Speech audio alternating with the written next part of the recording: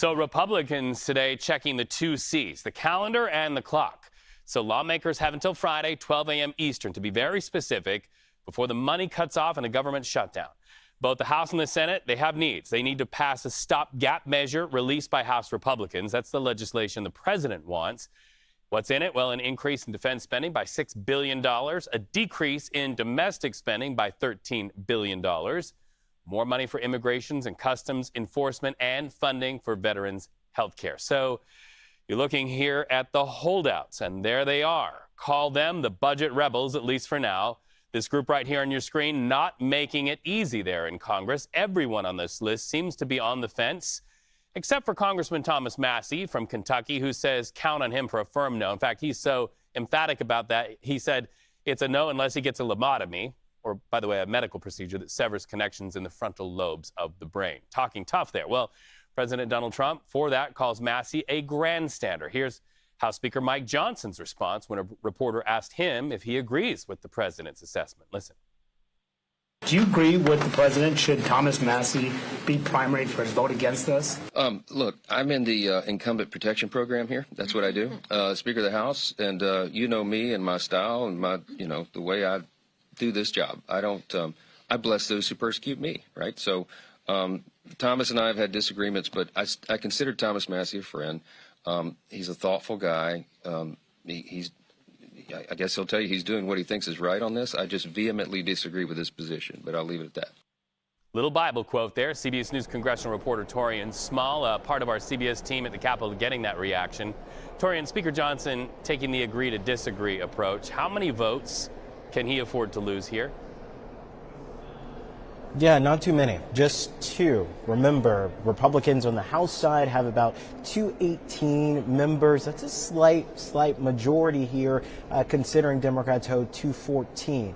If Massie is a hard no, as he's previously said, then that would only mean one other defector would essentially kill this bill. We're watching Tim Burchett from Tennessee. He went into this meeting with J.D. Vance this morning saying he's still on the fence. Coming out of it, he didn't receive the assurances that he needed in his mind in order to get him on board. The major sticking point for a lot of these holdouts is whether or not this spending bill really codifies the deep spending and sets the tone for the deep spending that the Republican Party is looking to do moving forward. This, as Democrats are washing their hands of any involvement with it, saying that they presented their own version of the continuing resolution and it's up to Republicans to come back to the table. Republicans, specifically Speaker Johnson, is pointing any blame of a government shutdown on Democrats because of it. Take a listen to what he had to say about whether or not putting the blame on Democrats this early means that he potentially is worried or concerned about not having support within his own conference to move this across chambers. Criticize the Democrats. Doesn't that imply that you don't have the votes on your side because you wouldn't need Democratic assistance to keep the government open? No, we'll have the votes. We're going to pass the CR. We can do it on our own. But what I'm saying is Democrats ought to do the responsible thing, follow their own advice in every previous scenario, and keep the government open. And this is the president himself, like you pointed out, Reed, is doing this intense pressure campaign on these defectors or potential defectors. Really only one, and that's in Thomas Massie, has come out, the president saying he should be primaried. It is interesting, though, I have to point out him saying, Massie being that he would rather get a lobotomy versus vote for this bill. Quite the escalation of primary into lobotomy, but he is echoing the concerns of other fiscal hawks in that they just can't allow the Republican Party to continue the levels of spending that we saw under the Biden administration, which quite a few in the conference expressed is just unacceptable, Reed. Right. These are strange days. I had to not only bone up on legislation today, but also make sure I knew what a lobotomy was. Taurean, it feels like we've been here before, and indeed we have. We know that there's got to be some back and forth going on behind the scenes, some door knocking, some phone calls. What do you know?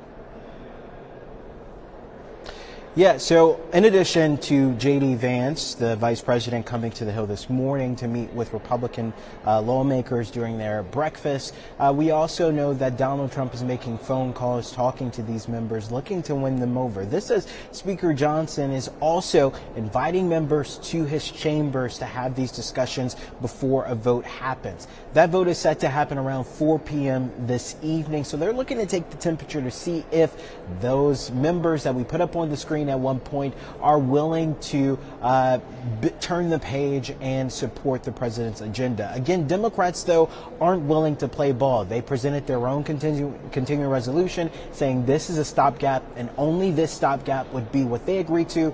It also does not include a $13 billion cut in non-defense spending, which is one of their biggest holding points. But we'll see whether or not, if Johnson isn't effective in moving his conference, if closer to the 11th hour, like we saw before, he'll come back to Democrats and ask them if their version of the stopgap bill is still on the table, Reed. Well, we have to remember, in Congress, there are two families to sort of dumb it down. We're talking about the House, the family of the House, so to speak. But now we also know it's got to get through the Senate and get through that part of this family reunion of sorts. What will the challenges be if it gets over to the Senate successfully? Yeah, it's an even heavier lift for Republicans there because they don't have that simple majority rule.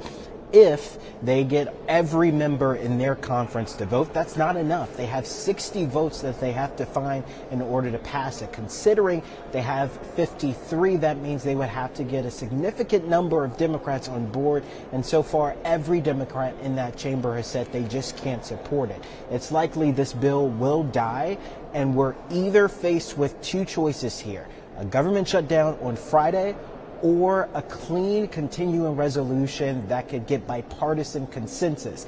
If the latter happens, it'll be Speaker Johnson who's under fire yet again from members of his own party, saying that he's looking to seek the support of Democrats in order to get his way instead of working with his party to get something done. The reality is the math just isn't mathing on the Senate side, so no matter what happens, they're going to have to work with Democrats to get something done.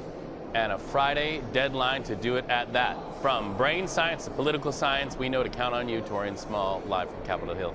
Good to talk to you, my friend.